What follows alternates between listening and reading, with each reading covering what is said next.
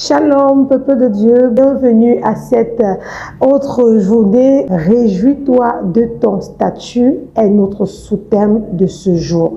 Alors, combien de fois t'es-tu arrêté pour réaliser combien Dieu a été bon pour toi, pour te permettre de sortir de la boue dans laquelle tu étais hier, pour te ramener désormais à la maison avec lui, à vivre une vie nouvelle connectée au Saint-Esprit de Dieu.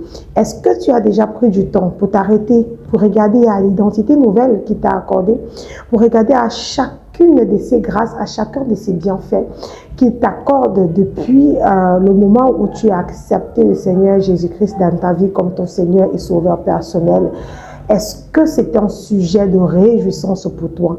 En réalité, ça devrait l'être. Si tu avais encore honte de brandir ton identité aujourd'hui, si tu avais encore honte de raconter combien Dieu a été bon en te sortant de la boue du péché, alors tu manques un grand point. C'est une réalité, c'est une vérité. Je n'ai pas honte d'affirmer moi, mon identité. Je n'ai pas honte de parler de l'évangile de Jésus-Christ. C'est ce que l'apôtre Paul disait dans certains de ses épîtres, à nous interpeller sur l'aspect de la réjouissance de notre identité, de qui nous sommes devenus en Christ Jésus. Le verset support se trouve dans le livre de Philippiens en son chapitre 4 et le verset 4 qui nous dit tout simplement « Réjouissez-vous ». En d'autres termes, on pourrait dire à la place de « Réjouissez-vous », soyez dans la joie. On pourrait dire soyez dans l'allégresse. Et encore un peu plus chic, je pourrais dire « Vante-toi de qui tu es ».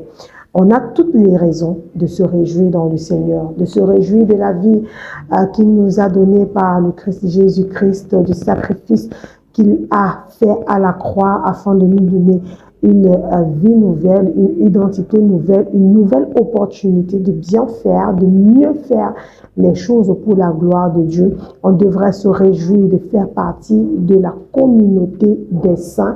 On devrait se réjouir d'avoir un nom nouveau, celui d'enfant de Dieu.